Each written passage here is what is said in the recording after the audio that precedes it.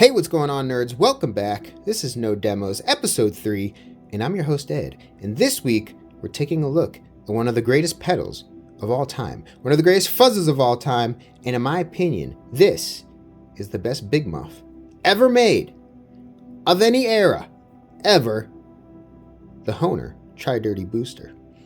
Now, you may have seen it, you may have seen pictures, you may own a clone, maybe you're lucky enough to own an original. So today, we're going to go into the history of it. We're going to talk about who actually made these, where they came from, when they came out. There's a lot of surprises, a lot of updates from my original blog post about these. I'll link that in the description if you never read it.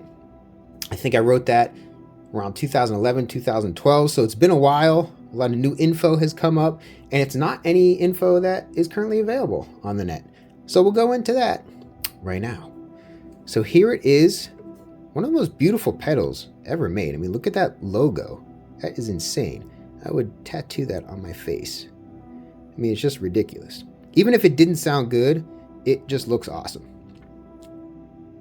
So in addition to that, what makes it sound amazing? Well, if you think of every best thing about a big muff, right? Picture your favorite muff that you've ever played. What do you like about it? Maybe it's the crunchy rawness of an original triangle muff. Maybe it's that beautiful singing lead tone that you get from a ram's head. Maybe it's just the overall bassiness and bigness that you get from a Civil War muff. Now, all of those have those things, but they also have their weaknesses. Triangle muffs can flub out a little bit on the low end. They can get a little muddy. Ram's heads aren't the heaviest sounding muffs of all time. They're great for leads, but okay for chords. I know some of you are going to hate me for saying that. Civil War muffs, super heavy, but, not the most finesse with the Civil Wars. This pedal takes all of those great things, shoves them into one, and there's nothing wrong with this. There's nothing bad about this. Somehow, this pedal achieved everything good and left out all of the bad, which is why it's the best. So, you're probably noticing that does not say Electro Harmonics, it says Hohner. Who was Hohner? I mean, you're going to recognize them more for harmonicas and accordions. They've been around since the 1800s. Well, in the 60s, they decided to get into guitars and amps. And in 1967, they came out with their first effect, which is actually a rebranding and OEM situation. They had their own version of the Klemt Echolet, so a tape echo. Then you didn't see really much from them effects-wise for a few years. Early 70s to mid 70s, they teamed up with Shin-ei from Japan, and there's actually a Hohner branded Super Fuzz. There is more likely you'll see this. There's Hohner branded Fuzz Waz from that same series, and if I take a look at the warranty card, right on the cover there, if you're a huge pedal nerd, you'll recognize that as being one of those Shin-ei pedals.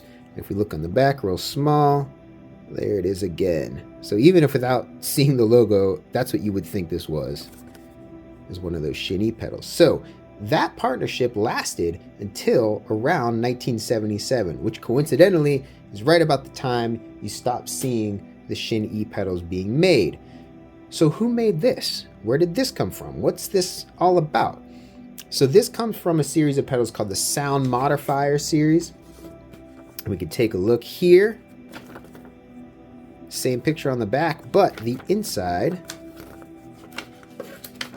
is an instruction manual for every pedal in that series. So there's the Dirty Booster, there's the Veriphase, there's the Dirty Wah-er, the Wah-wah-er, and right here we have the Tri-Dirty Booster, the MF50. So you see basically the whole lineup in there. And what's interesting is a couple things about it. It seems as though the wah pedals, they try to make some kind of consistency with what had came before. So the enclosures are pretty different from other ones that the company who actually made these typically made. So my guess is they had another third party who made the enclosures, and they tried to some way replicate the Shin-ei version of the pedals. Maybe just didn't want to confuse the players, or maybe they wanted a little differentiation between their pedals and another brand, trying to make you think that they're different. So those have an interesting, unique look to them. But the inside is exactly the same as something else. So again, who made this? Well, let's look at the clues. The very first clue that was pointed out over a decade ago by our good friend Bart from Effects Database is that the enclosure of this pedal, if we turn it to the side, it's probably the best way to look at it. So this has this little kind of flap on the outside, this little bend in the middle. So what else has that? Well, this has it. This much older looking pedal that's either from the late 60s or the very early 70s has the exact same enclosure. Now, it doesn't necessarily mean much, but in this case, it does mean something. So what is this? This is the Rogue Fuzz, the Nomad Rogue. There's two versions of the Rogue. This one here is the 3 transistor, which is quite a bit more rare. There's also a 2 transistor version, which is still rare, but you can find them. And on the back of a 2 transistor version is a sticker. What's interesting is that the Tri-Dirty Booster has the same sticker on the back. So now we have 2 little bits of clues that these could possibly be made by the same people. If nothing else, the enclosures were made by the same people. So what else can we know? What else can we find? How about this? So like I said, in addition to the Tri-Dirty Booster, they made a plug-in effect called the Dirty Booster. And what that was essentially a muff fuzz plug-in in Hohner garb, right? Now, I have this. This is called the Hotshot Power Box. This is an LPB1. Hotshot also made something called the Fuzz Box, which again is a muff fuzz. The enclosure for this, even though this came out in 71, so 6 years before this, the enclosure for this and the inside of this are exactly the same as what's going on in the Dirty Booster. So let's pop it open, and you notice a couple things in here. The first thing that you'll notice, I'm going to have to put a still image so you can actually see it. But down there on the inside, it says Applied Audio. So who was Applied Audio? Well, we'll get into that in a second. But before we do that, I'm going to show you another simulator. We're going to look at the inside of the Hohner pedal. Your classic big muff configuration. You got your 4 silicon transistors. You got your 2 pairs of diodes. Now the silicon transistor choice in here were 2N5172s. It's probably going to be hard to see on this, but that's what these are. Now, if we look back over at this little guy, what do we see? Flip over to the right way. We said 2N5172. So at least whoever made both of these had a real liking for those transistors. So that's another clue. Now again, that doesn't necessarily mean that it was made by the same people, but we're getting really close. So what else do we know? Well, like I was saying a second ago, they also made a fuzz wah. I don't really have a great picture of it, but I'm going to put it up here because the inside of the Hohner fuzz wah is exactly the same as the Guild FW3 fuzz wah. And who made the Guild FW3? Applied Audio. And we know that because written on the bottom of the circuit board is the same thing written on the bottom of this circuit board, Applied Audio. So who was Applied Audio? Well, that's a story we're going to have to go into later on because it's super in depth and it's crazy and it's very tentacly in the fuzz and effect world.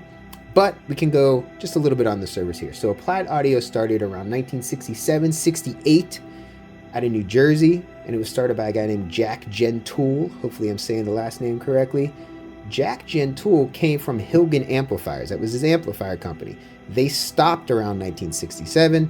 Less than a year later, Applied popped up and started making pedals for everyone. You've seen the pedals without knowing the pedals, without knowing who made them. It's always been a big mystery about who made some of these, and that's who it was. So he is the genius behind the Tri-Dirty Booster, which is awesome. That's a little fact that I had not known up until very recently when we started tying in all of the details. The one last thing to mention in tying everything together is that Guild FW3, if you flip over the back of it, guess what it has? That sticker on it. So, now we're pretty sure who made it, pretty sure where it came from. The date of these is an interesting thing. The pot code on the inside of this is 1976. But I found out something else recently. I looked into a music trades magazine, and there it was, the introduction to the Sound Modifier Series. But that magazine did not come from 1976. It came from early 1978, which is kind of a mind blower. But here is something else I found. When I look back, I thought 78, I don't know, that sounds late. Like I want it to be earlier. And so when I look at the bottom of here, this was actually printed in September of 1977. So that makes, to me at least, a little bit more sense that these were made in 1977.